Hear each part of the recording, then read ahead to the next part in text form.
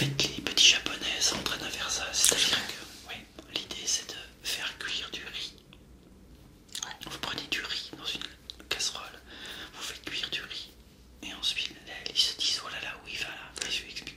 Vous faites cuire du riz, et ensuite vous prenez 3 bols, et vous mettez exactement le même riz dans ces 3 bols là. Vous les éloignez d'à peu près 1 mètre, et tous les jours, quand vous partez de chez vous, et tous les jours quand vous rentrez, ces 3 bols, vous allez leur parler. Ça paraît barré, mais écoutez bien ce que je vais dire. Le premier bol, vous allez lui dire que vous l'aimez, que vous aimez ce riz. Oh, je t'aime, vous employez des mots d'amour. Le deuxième bol, vous lui dites des mots de haine. Je te déteste, tu m'énerves, ça craint, etc. Et le troisième bol, vous lui dites rien, il vous indiffère. Si vous faites ça, vous allez vous apercevoir d'un truc assez incroyable et extraordinaire qui prouve que les mots sont de l'énergie, tout est énergie autour de nous, tout le monde le sait, tout est constitué d'atomes, c'est une énergie, tout est électro et magnétique, c'est-à-dire une force électrique et une force magnétique. Et bien vos mots, ce que vous employez, définissent ce qui se passe autour de vous. Donc quand vous faites ça avec le riz, et bien au bout de quelques temps, vous allez vous apercevoir d'un truc incroyable. Le riz qui reçoit le positif reste à peu près blanc. Évidemment il progresse un peu, mais il reste à peu près blanc. Le riz qui a reçu des mots d'insulte et devient noir. Et vraiment il devient noir, je ne peux pas vous dire autrement.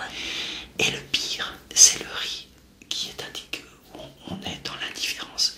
Lui, il est à la fois noir, mais il sent très mauvais. Il est très saumâtre. Donc qu'est-ce que c'est que cette expérience si vous la faites? Et bien quand vous faites cette expérience, vous apercevez que l'énergie que vous utilisez dans vos mots tous les jours, au travail, avec vos amis, avec votre conjoint ou votre conjointe, eh bien il porte quelque chose, il porte une force, il porte une puissance, et ils peuvent faire à la fois beaucoup de mal, mais à la fois beaucoup de bien.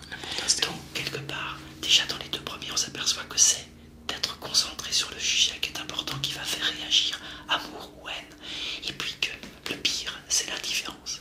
Et on le retrouve partout. Si vous prenez un bébé dans vos bras, ben on ne peut pas être indifférent. On sait qu'il y a eu des expériences de fait aussi là-dessus, c'est que les bébés qui n'ont pas reçu d'amour, ou qui ont été laissés de côté, et ben ça provoque des adultes qui ont beaucoup de soucis, de problèmes. Donc, je reviens à ta première question par rapport à la sérénité ou à la pêche. Première chose, c'est la vigilance de soi, la vigilance, c'est-à-dire que la vigilance, c'est d'être ce que vous êtes, comme là je suis avec Tom, mais quand je parle avec Tom, je sais très bien quel mouvement je fais avec la main, je sais très bien quel mot sort de ma bouche. Par exemple, je vous donne un vrai exemple, si par exemple Tom, c'est pas son style, mais quelqu'un à côté de moi me dit « Oh, t'as vu quel temps pourri il fait ?» Maintenant, avant j'aurais répondu d'une certaine façon, maintenant je réponds « Je comprends pas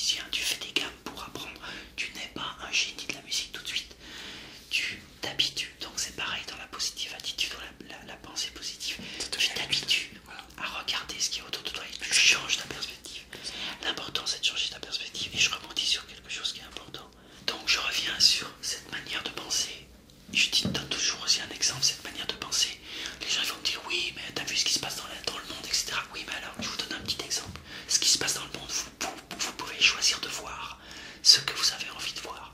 Par exemple, vous n'êtes pas obligé absolument de vous lever avec France Info et BFM TV le matin ou la radio. Vous pouvez l'écouter si vous aimez ça. Mais vous levez avec ça, ça veut dire que vous donnez le pouvoir à quelqu'un d'autre de vous donner l'information sur vous-même.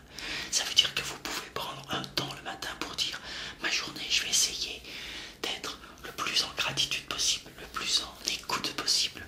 Et bien même quand je vais me retrouver dans des situations un peu difficiles, je vais essayer d'être de recevoir d'une bonne façon.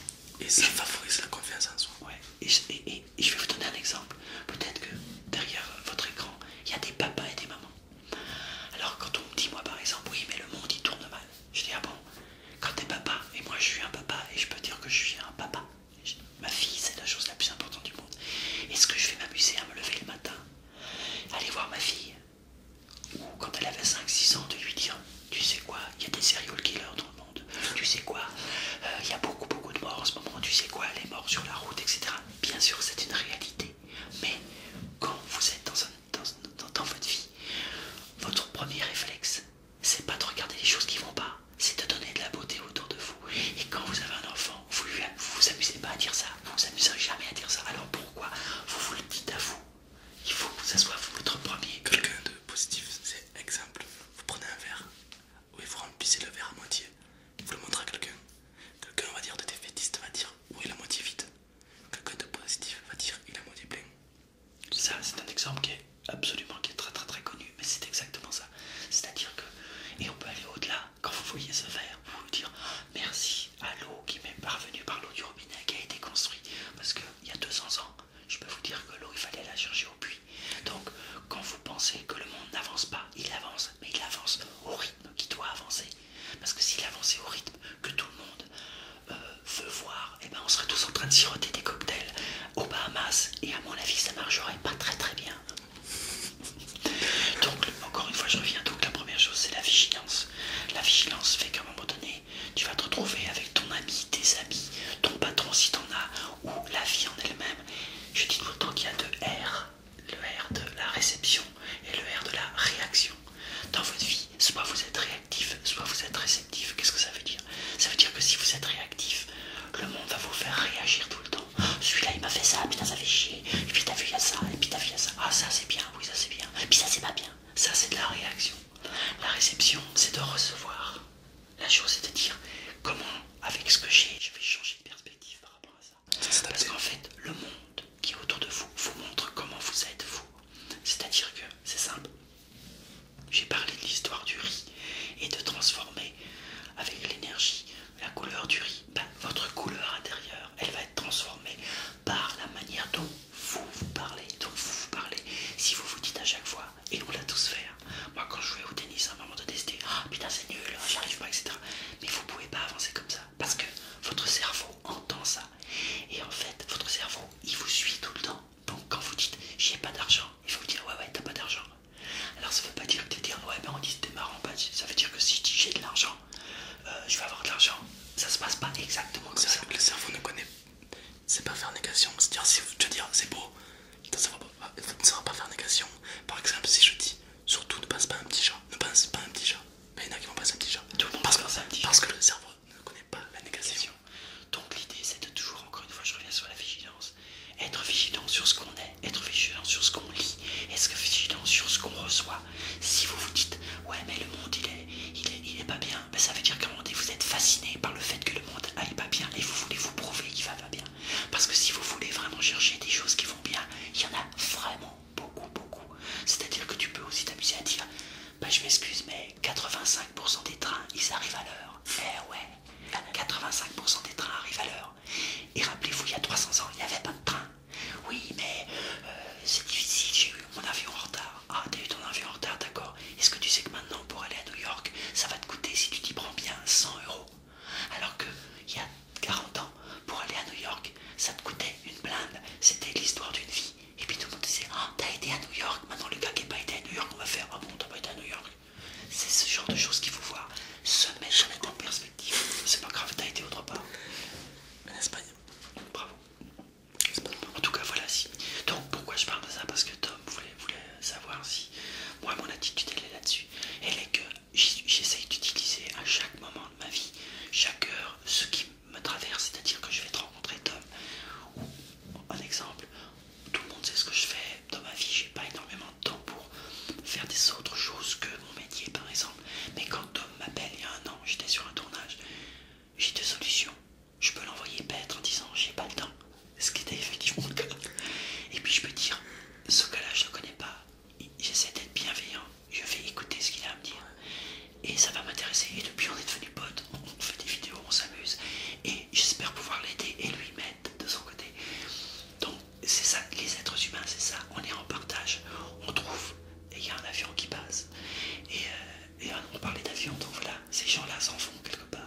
merci les avions.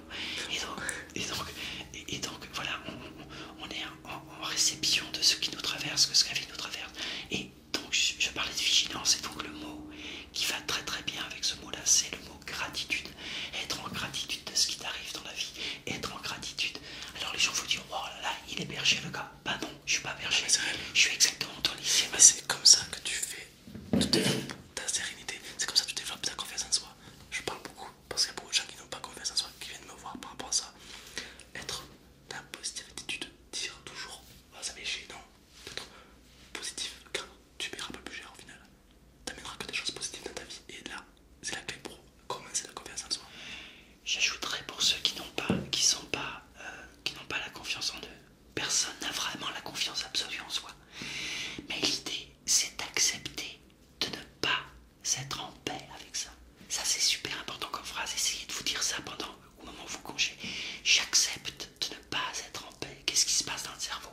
Le cerveau, il entend j'accepte. Comme tu dis, il n'y a pas la négation. Ça veut dire que quand vous dites j'accepte de ne pas être en paix, j'accepte d'être en colère, ça veut dire que vous acceptez que vous êtes un être humain. Donc si vous acceptez ça, tout d'un coup vous vous calmez. Parce que vous n'êtes plus en train de vous juger. Tu prends l'exemple de l'argent tout à l'heure. Si tu dis j'ai plus d'argent, ton cerveau va se dire bah, c'est négatif, t'as plus d'argent, t'as plus d'argent. Quand t'as dit ton cerveau, tu diras t'as plus d'argent. Par contre, au lieu d'être, si tu réagis positivement, tu vas dire bon j'ai plus d'argent, c'est en fait, comment je peux faire pour remédier à ça? Et là ton cerveau va chercher un truc pour te sortir du pétrin et pas pour t'enfoncer.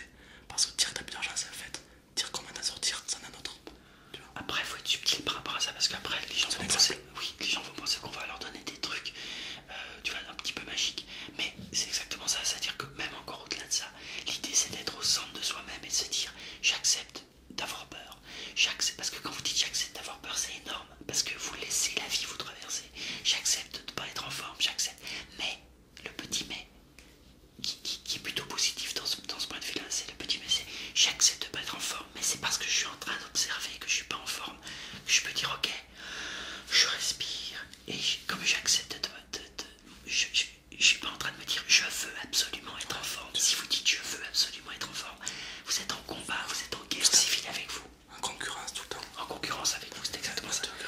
Merci Page pour toutes ces informations très intéressantes. Écoute, ça m'a aidé, en tout cas moi ça m'a beaucoup aidé à l'époque. Et je pense que ça vous aidera aussi. En tout cas merci beaucoup. Voilà, bah, je terminerai par ça, pour dire encore une fois merci, parce que le mot merci c'est je finirai par un truc qui est important, si on a le temps encore, ou pas du tout. Il y a deux mots qui font très très mal dans la vie. Je vais vous le dire, même si on l'a employé une fois tout à l'heure. Il y a deux mots qui font très très mal, c'est un grand sécateur, c'est le oui mais. Ça, si vous utilisez le oui mais, ça va pas aller du tout. Pourquoi? Je veux devenir un acteur comme Pierre-Alain Garrigue. Oui mais, je ne suis pas Pierre-Alain Garrigue, ou j'y arriverai pas. Ça marche pas.